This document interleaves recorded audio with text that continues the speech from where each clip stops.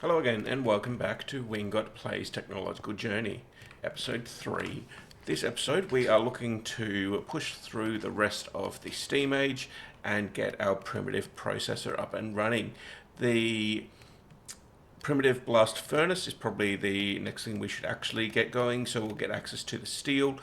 To steel ingots. We've got enough compressed fire clay. We've just got a little bit more of it cooking up here, which will get us to well over the 132 that we require. And then we just need to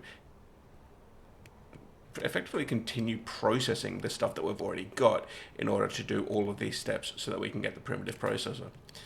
So hope that you can hang around with us and progress towards that this episode.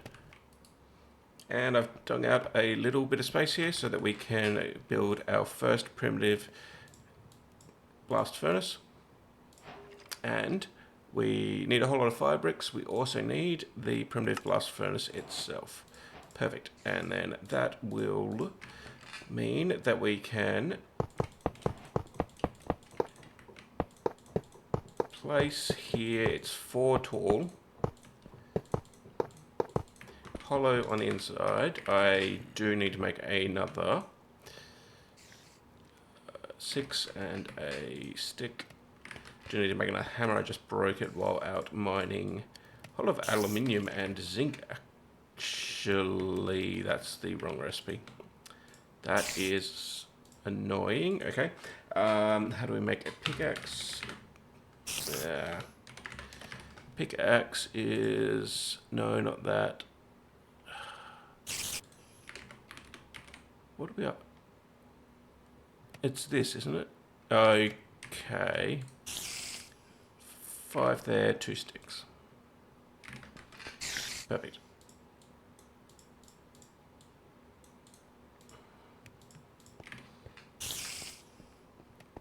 Okay. Destroy that, get that one back as well. I'm not 100% if we got... yeah, I think we did. Good. So, that can go there. Then we just need to surround it on all sides. Okay, so that should be a working primitive blast furnace. And so all we need to do is put some iron, put some coal. Let's see, do we have any more iron here? We do. How about we... let's work on doing like half a stack to start with. I'm also going to need coal. What happened there? How did I think I must have shift clicked or something. Let's grab just... there you go. Chunk of coal. 32. Perfect. And those two together in here should start working on getting us our first steel. So that is going to work away in the primitive blast furnace 75 seconds, but it'll turn the iron into a steel ingot. I do notice it takes a whole block of charcoal in order to convert one iron ingot, so yeah, we may wind up using a whole lot more coal than the iron there. But that will at least get us a little bit of... the other thing we could do, swap that out actually for the wrought iron ingots, and then in that case it's only a 30-second process. So it shouldn't use as much coal and should be quicker to build us a bit of a stockpile there of steel. So that's our primitive blast furnace. Let's leave that one working away. This is happy. What did it just give me? A block of iron. Fine. And then steel ingots. Well, we're working on getting that. I might just convert that block down so that we can store it in here. We've also got tin and copper. I assume we're going to need more brass. Well, in fact, right here, we're going to need a whole lot of brass for the primitive alloy smelter. Alternatively, the steam grinder is the upgraded macerator, which can do 8 recipes in 30 seconds. It may be worth grabbing that, but that'll be a whole lot of bronze that we're going to need. Bronze, what's potent?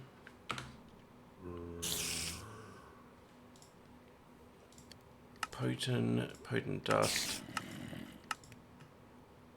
lead, bronze, tin. Okay, so I could make it, but it's a little involved.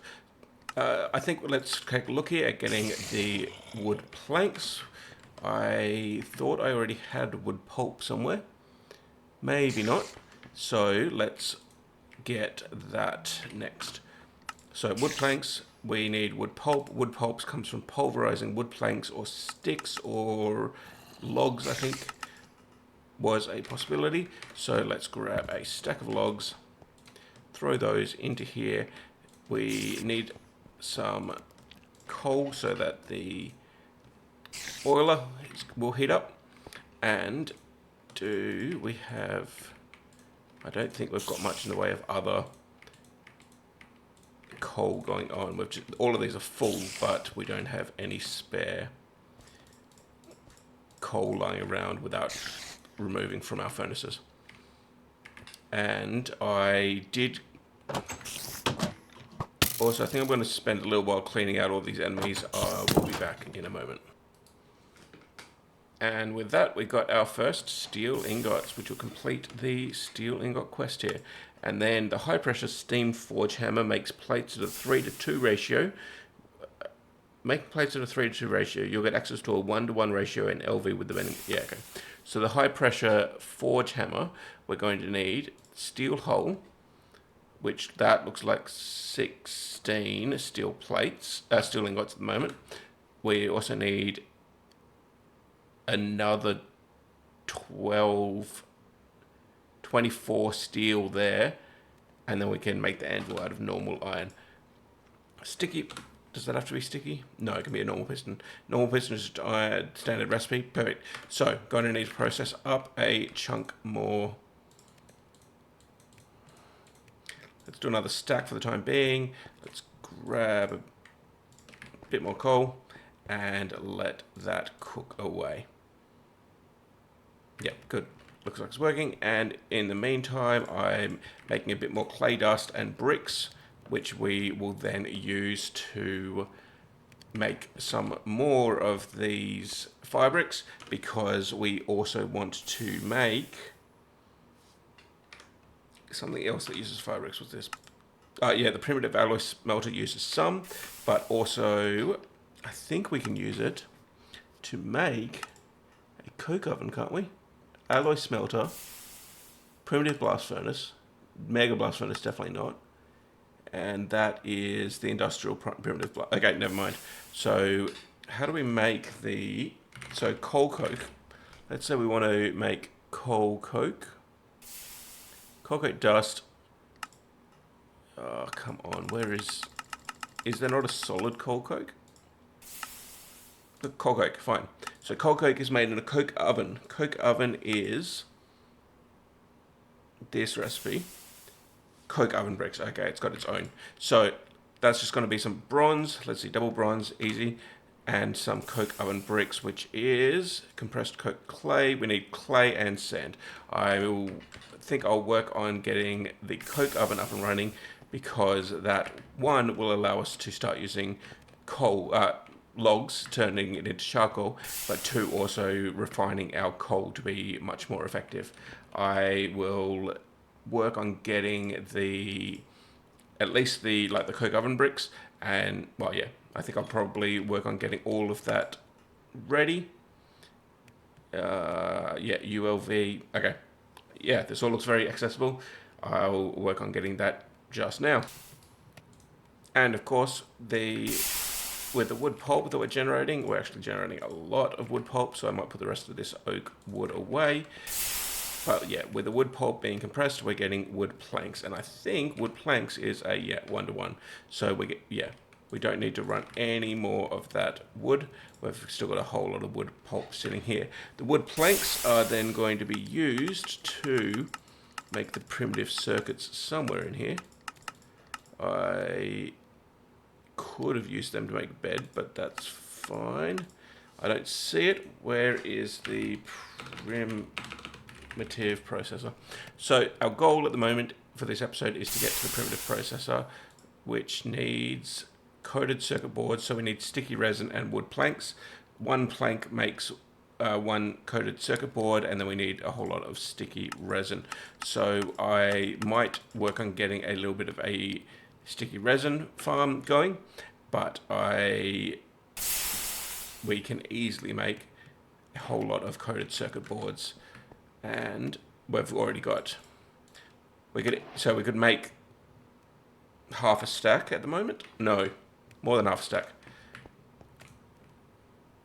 Yeah, because we would need, it's gone missing.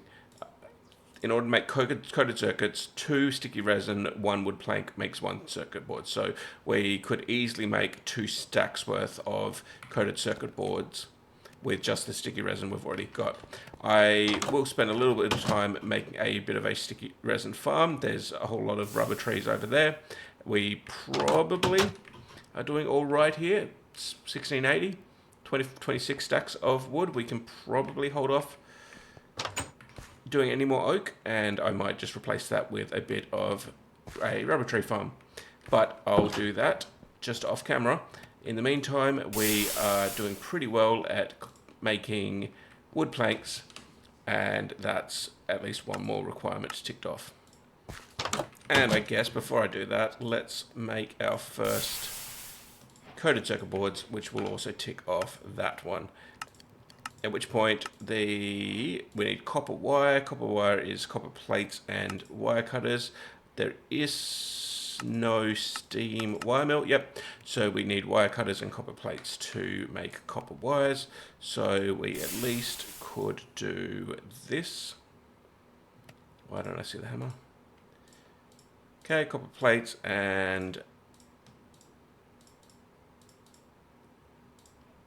so that's 8 copper wires. That's only a single, but that will allow us to get our first basic circuit board. So we need to make a whole lot more copper, and then we can make, let's say, 16 basic circuit boards for the time being, so that we can then work on getting the primitive processor. There definitely looks like quite a lot of steps here, so I don't know that we're quite going to make the primitive processor this episode, but we will push as far as we can. Okay, and there we go. We've got a whole lot of coke iron bricks, which we can then use to make coke oven bricks, and that will allow us to make our coke oven. And the coke oven, we also need, I think we've got a couple of hatches over here. No, we've got ULV machine hatches, which we need to make one of each of these. Output bus, output hatch, input bus, and then a whole lot of coke oven bricks. So it's sunset. Let's have a quick sleep. Okay, and so we need to make a input bus. Input bus is a chest. Output bus is a chest. Output hatch is glass. So we've got over here, we've got a couple of chests. We've got some glass. That should give us what we need. So 1 output hatch, 1 output bus, and 1 input bus. There, good. So we got all 3 of those. Fire clay dust needs to be compressed. Oops. And what do we got over here? A bit more bronze dust.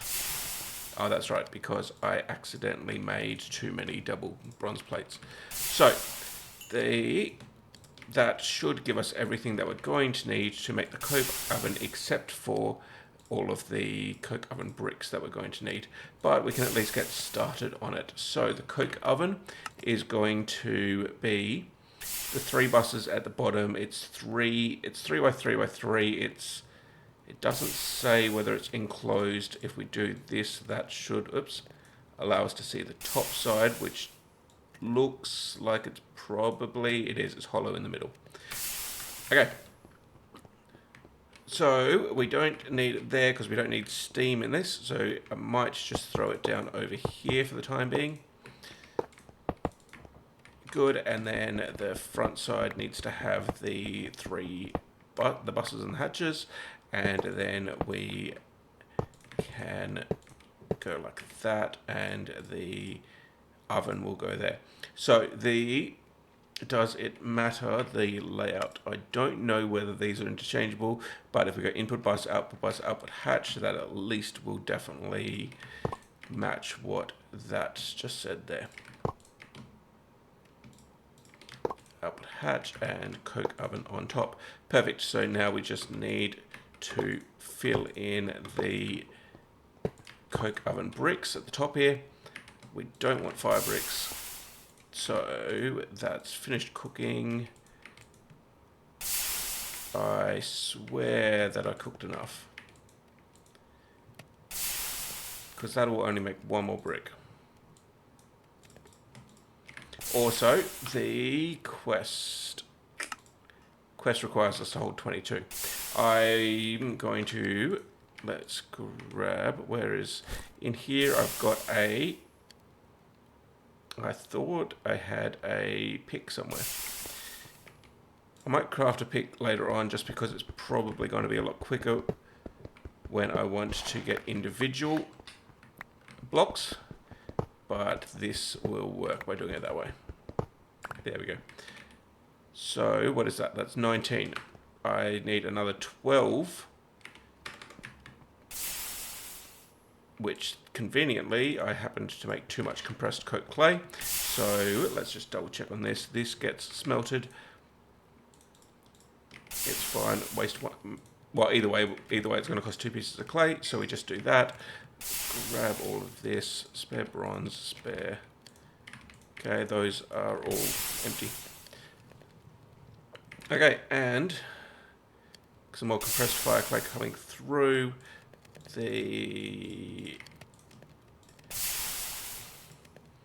Because we're going to need fire bricks for other crafts as well. The industrial primitive blast furnace probably replaces what we've already got. We're going to want the primitive alloy, which needs 12 fire bricks, and possibly we're going to want more than one industrial primitive. This here, I suspect, is quite a lot later in the game. That says HV, so at least a UV energy input hatch, LUV buses, so I would suspect it's at least UV, possibly LUV. So that looks like it is quite some distance off. But we can do this, and that's 22. Perfect. We just got the coke oven quest complete. And, oh my god.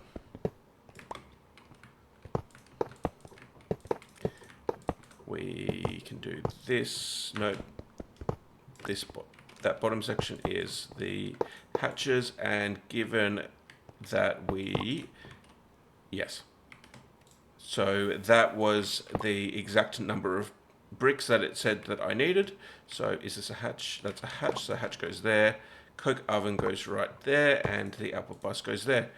There we go, idling, perfect. So we should, I think now, we can throw, let's say, throw in oak wood. And it's processing it. Oh, it's crafting fluid. It's an output hatch. Oh, right, it's making creosote. Cool, and then we've got charcoal being produced, which we'll be able to then convert these over to using charcoal and stop wasting the coal, which I think I'll probably do off camera. But in the meantime, so we've got our coke oven, which also turns logs into creosote and charcoal, and turns charcoal into or normal coal into creosote and coke. So charcoal can be converted into coke. In this pack, all hatches and buses may be shared between multi-blocks, meaning you can fit 3 coke ovens in. So yeah, I could share walls there.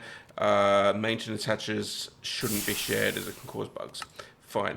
What's happening there? So exquisite coal coke, fine. Multi-block modularity. Multi-blocks are very modular and can have most of their casing replaced with hatches. This allows you to move hatches around for better automation or wall sharing. Most of their casings are replaced with hatches, so I suspect that it doesn't need to be in that specific order that we did over there. It limits the amount of casing to hatch ratio. Yes, fine. In addition, do not build multi-blocks over chunk boundaries, as it will break with uneven floating and void items and fluids. That's not something I've yet looked at over here. Early power, so in order to get that quest, we're going to need the large bronze boiler, which requires us to first get the primitive processors, so we can't look at going down there. We need to continue down these other paths. The primitive alloy smelter is probably something we can actually look at making next. It's just going to be a continuation of the things that we've already done. So let's work on getting those things crafted. Let's see, primitive alloy smelter, there we go. And I'll be back in just a sec. And that should be everything we need right there to make our primitive alloy smelter. Primitive alloy smelter along with 12 fire bricks, 8 bronze holes. We're going to need some more output buses, input hatches, and bronze holes. And with a full 2 full stacks of bronze iron, managed to make a full stack of bronze plates, which gets us our 8 bronze holes.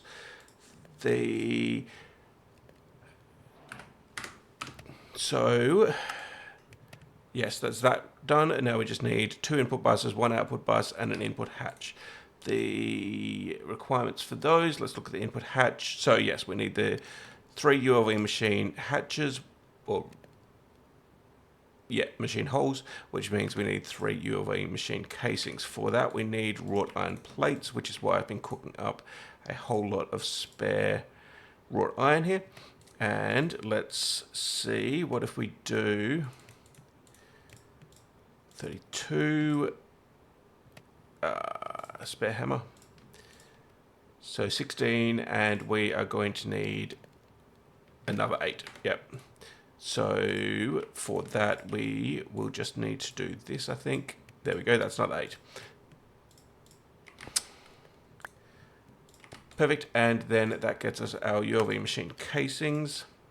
It does annoy me that you can't shift click when it's got the item with the durability there. That really didn't work. Good, and then we can do the ULV machine holes, which means we need more wrought iron plates, which that should actually be enough. There, this can go away, that can go into there. That's, oh no, because we need plates, not just wrought iron. So that there will get us to 16, which still won't be enough, 14. We're going to need 9, so in order to make 9, we need 18 here, which we haven't yet cooked enough wrought iron. So let's, although we do have a bit of wrought iron there. There you go, there's 18. That will do the job for now. So there's our wrought iron, and then the last step is we don't need that anymore. We also need the lead cables, which I think we've probably still got some up there. And so we can make 3 of those, which is not going to be enough because I think we need 4, don't we? Not 3. Now, chests we can easily make with a whole lot of oak wood logs right here. Perfect. That's way more than we're going to need. Don't need you. Output bus, we want 1 of these. Input bus, we want 1 of these. I think we need 2, what is it, 2 input? Yeah, 2 input buses. So we need another input bus. And then we just want a input hatch, which means we need a piece of glass. And that should then be everything. Except we need another.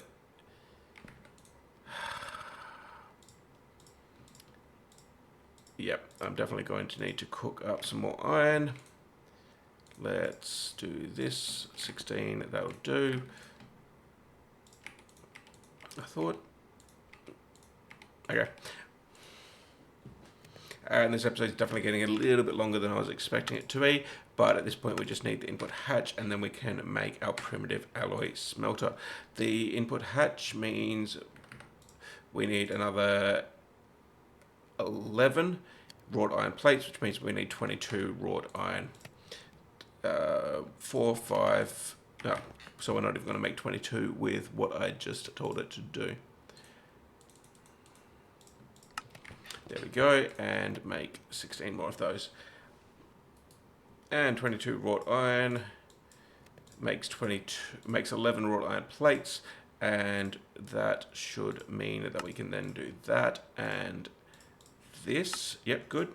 We've got enough lead cable for 1 more, and there it is. Our primitive alloy smelter is available. So the layout for this needs to be, yep, okay. So all the hatches and buses go on the bottom. Let's do this. Let's lay it out like that. Put the hatch right, where's the hatch? The input hatch can go right there because we'll have a steam source in here. The primitive alloy smelter needs to go here. So input buses, may as well put them either side, and then we can put the output bus there and the smelter there. At which point we just need to finish the layout, which okay, alloy smelter, you there. Yes, bronze holes on the top, we need 8 of those, so I'm going to suspect that the layout is this. Get rid of that torch. In fact, I think what I might do is put a torch right there. Not where I meant to go, but close enough. And then that should be idling. Perfect. And so there's our primitive alloy smelter. We can start using that instead of, well, we could start using that to make more bronze ingots. Instead of, well, yeah, instead of crushing them and smelting them. Yeah, because I think with this we would be able to put in both the 2 different types of ingot, or I don't know if the ores will work, and then get output there. We still will need steam. We need a steam source. We're going to need that for the industrial primitive blast furnace as well, but that's something we're going to have to do later on. We also have a whole lot of creosote oil here backing up, and so ideally we can get a trash can up and running sooner rather than later. But I did take a look at the trash can, and it's going to need a decent amount of steel, some steel plates, some more steel plates, and some long steel rods. So it's something I'm going to have to work on getting later on. But we have definitely made a reasonable amount of progress. We are getting a lot closer to that primitive processor, which will allow us to unlock the LV age. We've